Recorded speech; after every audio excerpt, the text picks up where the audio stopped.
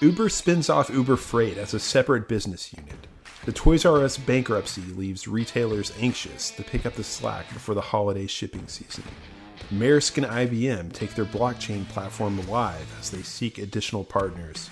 And we discuss the shipbreaking industry where workers die on the shores of Bangladesh. I'm JP. And I'm Chad. And we talk about all this and more on this week's episode of What the Truck.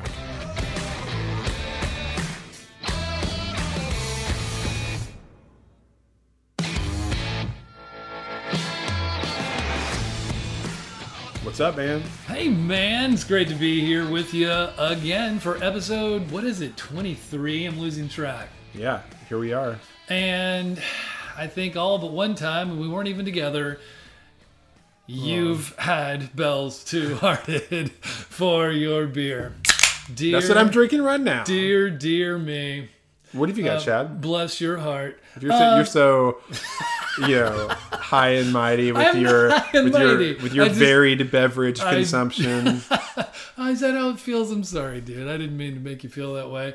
But yes, I am trying to have a new thing every now and again. And today's version, actually, kudos to Barry, Silent Barry over there, brought us. The real MVP. Brought me, that's right. A strange brew, shall we say. Have you ever seen that movie, by the way? Strange brew.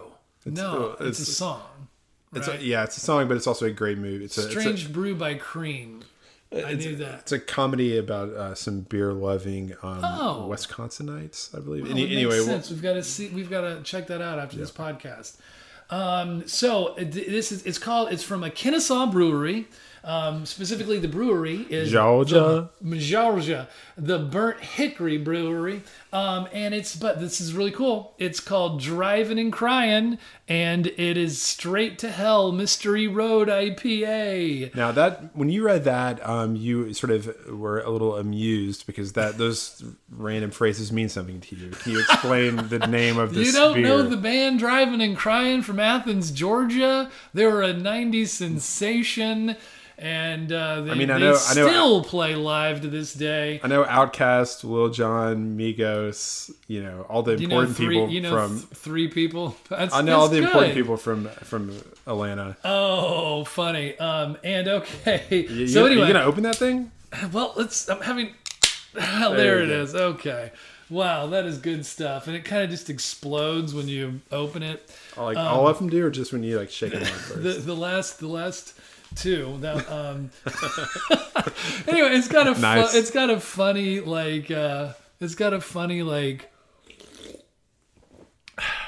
soury kind of taste. It's surprising for an IPA. Anyway, it is what is fun to set us on our way to discuss some really sensational material that we have published today or this week. FreightWaves, by the way. I really want to just encourage our listening audience to check out all of the content constantly coming out of FreightWaves. We can barely cover it now. This is a curated, stack of articles. In the early days, we were talking about basically the most important stories of the week. Now I think today in the office we publish 8 things before 11 a.m. But we've got a bunch of our new writers featured, some old hands. We've got, I think, a pretty diverse selection of our media offerings.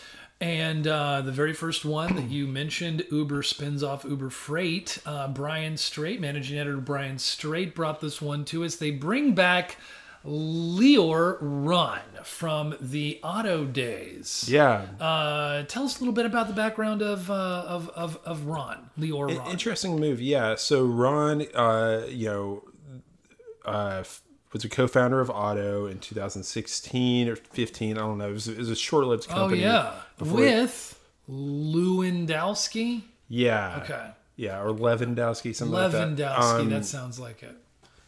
And so Ron came from Google Maps, and the other guy came from sort of the Waymo side of things. Right. They start auto trucks. They do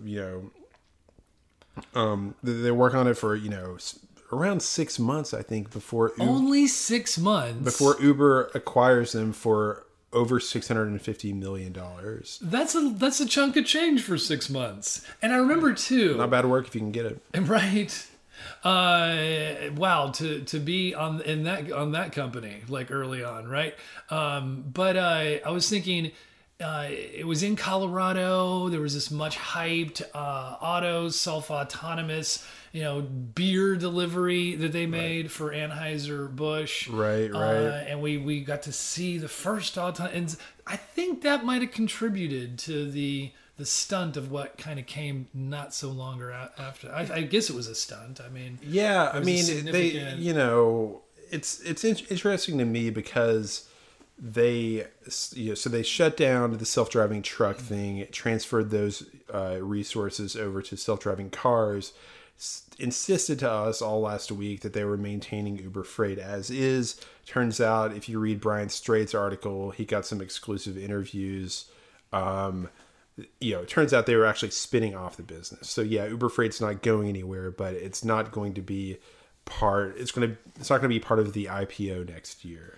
So to jump to the story itself. Well, what I think is interesting is that Lior Ron was on the mapping side, right? He's on and if you think about Uber, it's all about maps, right? It's all about where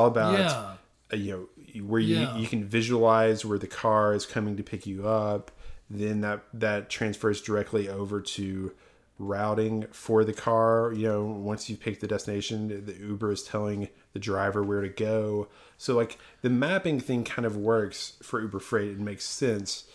Interesting. I think it's really cool too to add to just like Uber Freight has been really responsive to our first reporting that you and Mariah covered earlier last week, and then we briefly talked about the story, and they've been really cool about reaching out to us, clarifying they admitted to a little lack of clarity about what they were doing, and now that it has become clear, we're getting an exclusive interview on it, and I just really think that's cool of them.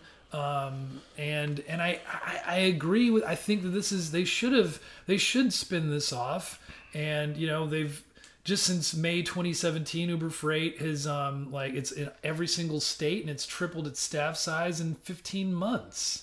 And its load volume, I think, has been doubling every quarter. Yeah, it's been doubling a lot. The one thing that they won't tell you that everyone wants to know is what their net revenue is. Oh, because they're dumping money into it, growing it fast, but hasn't been a whole lot of guidance from them as to when that business will become profitable or when it will reach its goal.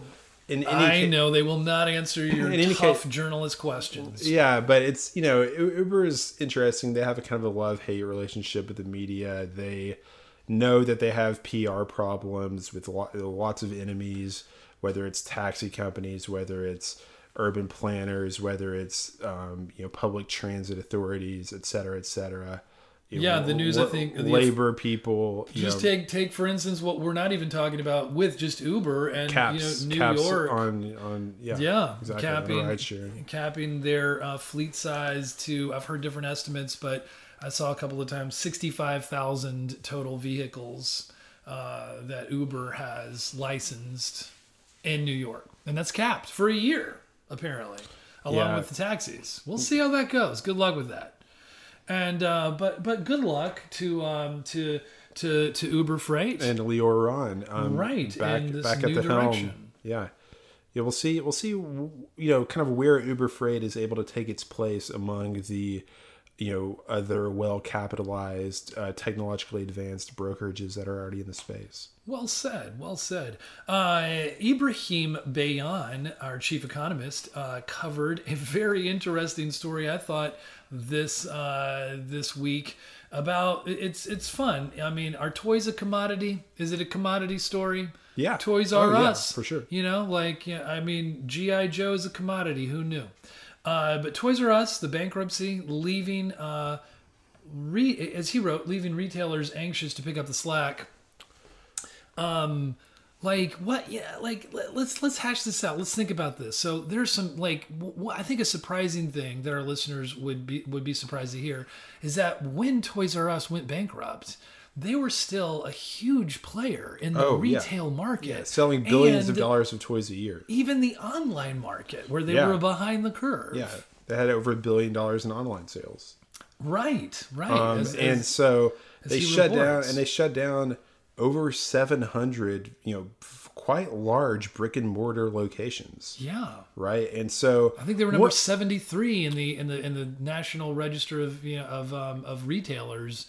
Even in the year that they went bankrupt, number 73 out of the top 100. Yeah, that's massive.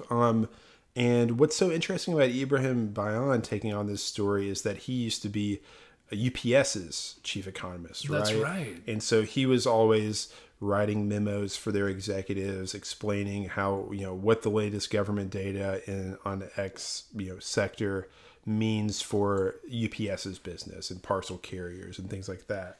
And so. And another interesting dot to connect in getting to that is just how all the pressure that was on last year's logistics. And e-commerce. Yeah, it was crazy. I mean, both UPS and FedEx badly underestimated the volumes that they were committed to handle in the 2017 holiday shipping season. And this to me is the fun thing to think about. They were stressed. I mean, their networks were definitely shook. And so it's almost like the idea is like if they underestimated it in 2017, and you think about Toys R Us, you think about toys, you think about Christmas. Yeah. Like there's a big hole. It's the holiday season. That's got to go somewhere. Yeah. And if half of their sales migrate online, like that's just accelerating the growth of e-commerce even faster than I'm sure. Well, let's just cut to the chase and tell what the truck listeners what they need to anticipate. Go ahead and buy Christmas now. Okay, like it can be Christmas in August for you. Like get ahead of the curve. Don't be thinking about it. Get your stuff on time. Yeah, don't be counting on 2-day shipping, the week before Christmas. It's going to be insane this year. It will be, and I think. I mean, part of the fun thing to think about, is who is there going to be a retailer of some kind that really does pick up some of this? Because one of the things that Ibrahim pointed out in his article was that a lot of the shoppers that would go to the retail stores of Toys R Us were going there because they wanted to go there. They didn't want to go online. And of course, many of them will naturally have to migrate online. But where will that demographic, that part of the population that just would rather get their toys in person, where are they going? I know Walmart has a lot of toys. I know even Barnes & Noble and bookstore retailers have gotten into that game a lot more than would meet the eye. Yeah. But where can it be picked up? Target? Like... I don't know. It's going to be fascinating because all of that money is definitely going to go somewhere. Well, anyway, it's a fun, fascinating logistical thing to think about. We also are going to cover, while we cover all things, whether they're e-commerce and retail or, the tech startups, rail often. Today, we're hitting maritime. Big time. I think this is a significant story. Maersk and IBM getting into with their own blockchain platform. What do you think about what's going on here? It's really interesting because it's there are a couple of different ways to read this story, but just the background is IBM and Maersk have been working on blockchain for over a year, and I remember they actually did a study where. On a shipment of flowers from Central Africa to the port of Rotterdam in the Netherlands.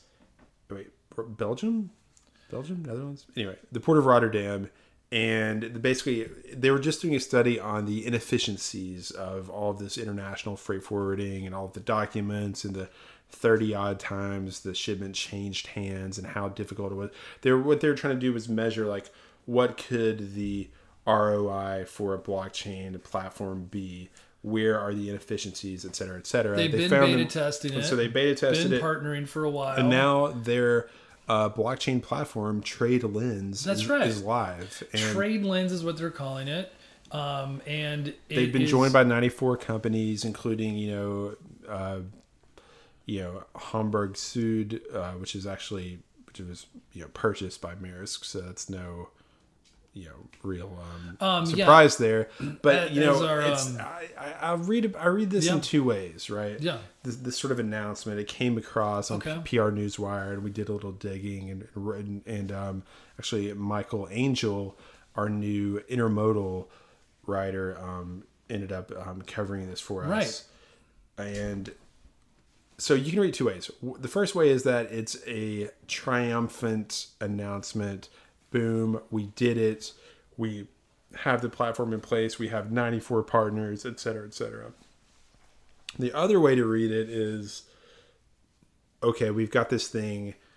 The scope is really limited. We need many, many, many more partners, right, to join it. Because when you think about like blockchain really bringing visibility and efficiencies to the supply chain, you almost by nature, it's so collaborative. Everyone has to be on it. There you go. I think you're nailing it. I talked to Mike, about the article, asking him what, kind of his thoughts, and he said, I do think it's significant that I think some 90 organizations. You've said 94.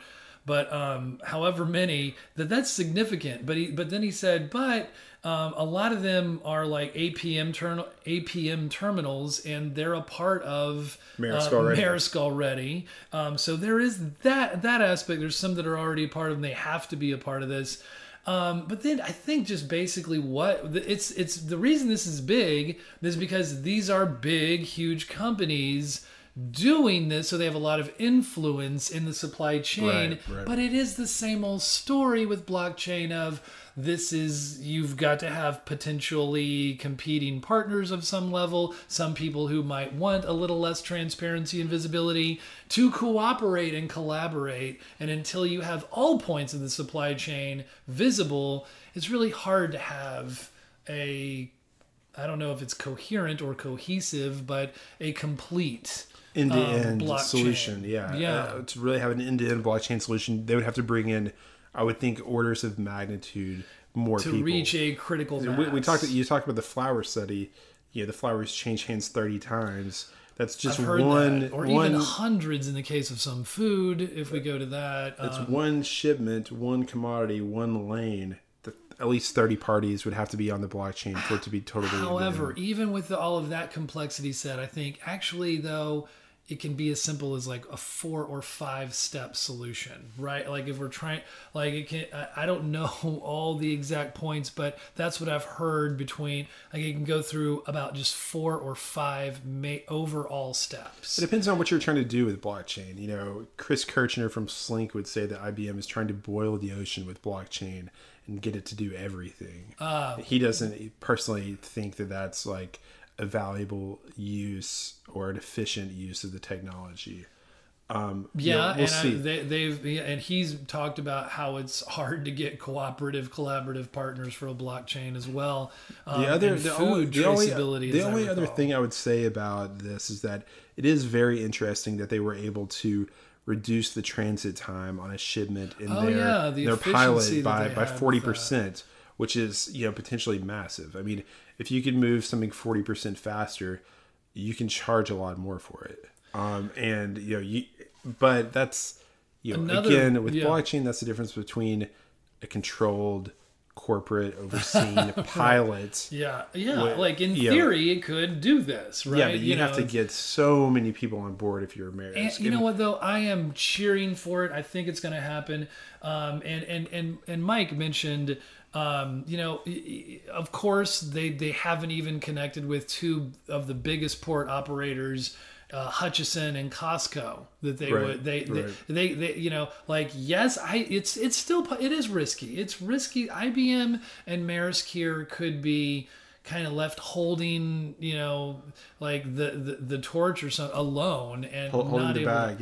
Not able to completely make all the connections. But you would think that in the end, this it seems like it's inevitable in some level that and I think part of the people's hesitation to join this project and to join TradeLens and to really build it into their business models is that then all of a sudden you've let this proprietary technology essentially created by IBM, you're lacing it through your system, and you're probably not going to be able to extricate yourself out of that without a lot of cost. And so I would compare this to BITA, the Blockchain and Transport Alliance, which is taking a little bit longer to roll out data standards, but it's actually true collaboration with lots of competitors and a lot of cooperation with 450 some.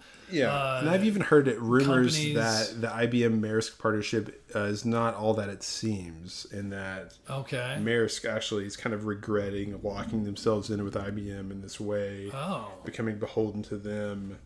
Well, maybe IBM should join BITA. We'll see where this goes. Well, I think they were going to, but they couldn't sign off on the intellectual property stuff because BITA members, and especially BITA board members, have to agree that any standards or protocols that are created in BITA have to remain open and can't be patented.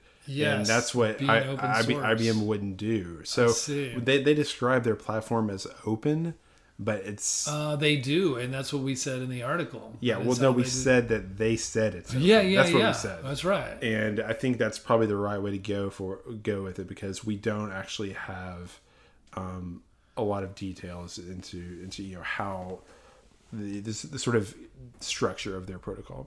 Fascinating stuff, and sort of more along the social lines of there is the whole industry with shipbreaking that materialized. It sort of began in the 60s. Bangladesh caught a corner of that market. Where these gigantic ships that have to go somewhere to die, and they can be recycled in Bangladesh. It's a dangerous place to work. It's where many of the poorest come to work. People who can't find jobs in northern Bangladesh migrate down to the south. And I remember, so it's been going on since the 60s. Yeah, has only really seen international attention since the 90s. And I remember seeing photographs of these shipbreakers in National Geographic when I was a kid in the 90s. Yeah. And it's exactly what you would imagine. It's a huge rusted out carcass of a ship driven aground onto a beach. And then all these people swarm onto it with and just start hammering away at it. Well, no, I'm imagining cranes and things ripping it apart. No, it's not cranes. It's like dudes with like acetylene torches that are just cutting it apart, as they're on it and dismantling it. That's no wonder there've been 14 deaths reported this year alone. Yeah. Even with the new standards they put in place. It's very, very dangerous. I mean, it'd be very, very dangerous. China's doing something to get involved in this, I mean, it's. What Bangladesh, and they're working with some NGOs, what they're trying to do is basically create safety standards and encourage companies that want to recycle their ships. Yeah, they've been doing that. To comply with these, to make sure that they send the ships to areas where the workers are going to be safe, where they have proper equipment, that sort of thing. They've created new regulations that all of the onboard debris of the ship has to be removed.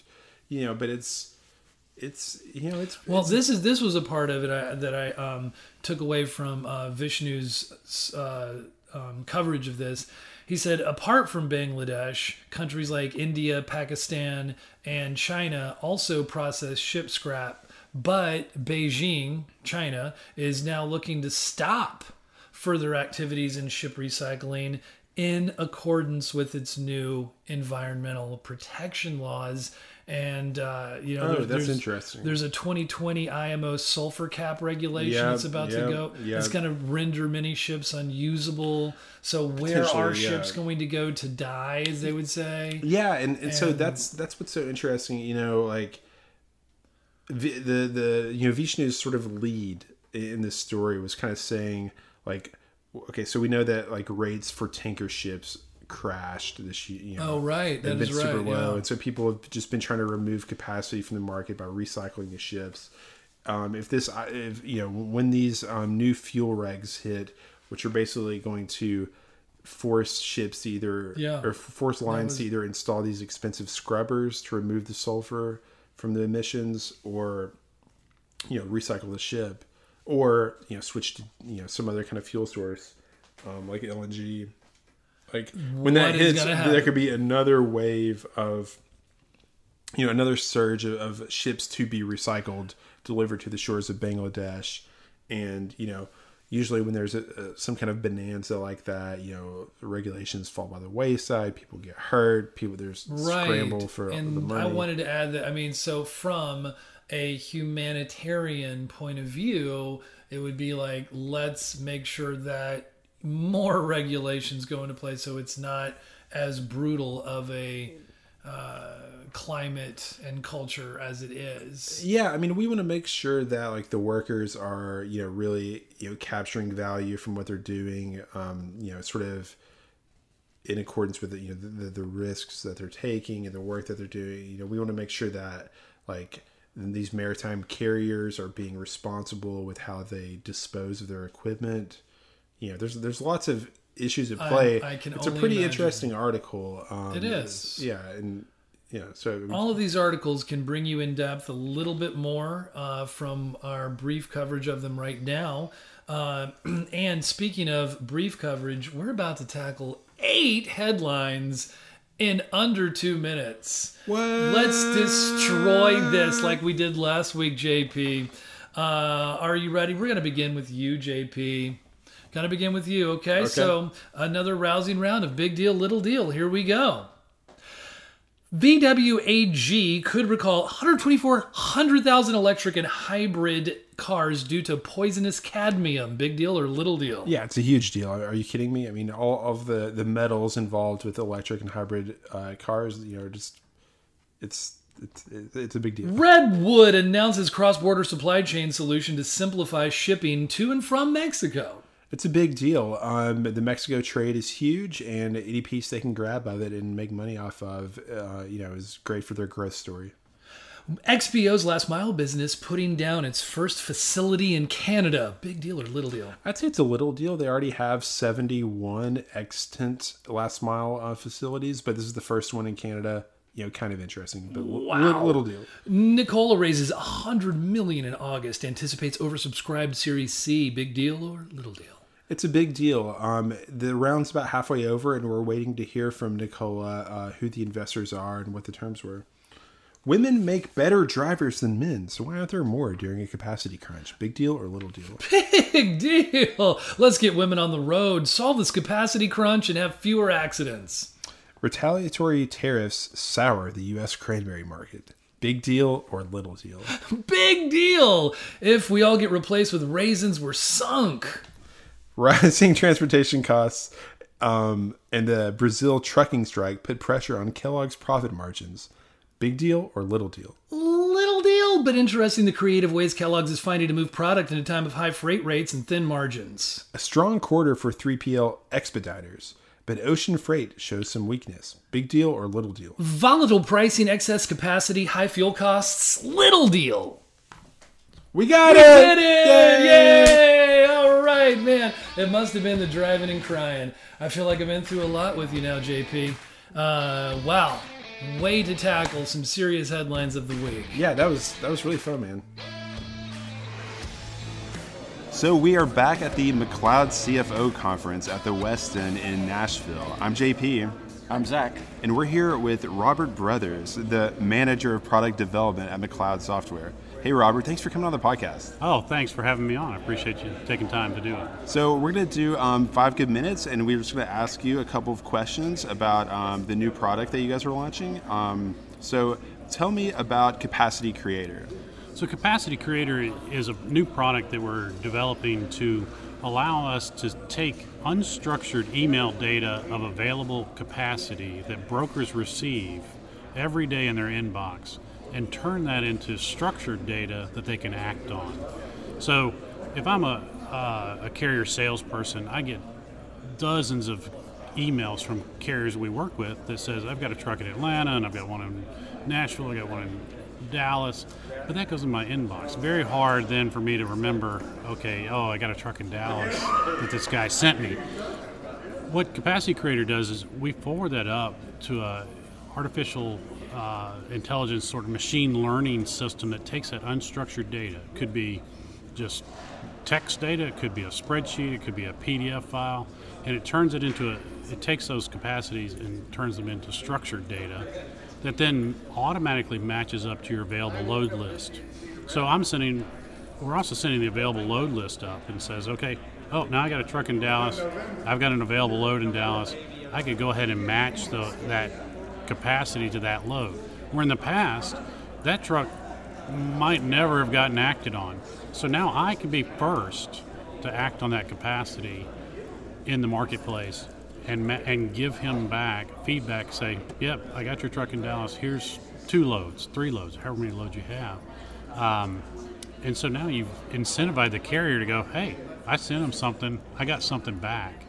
So now, right, as opposed to I sent him an email and who knows what happened.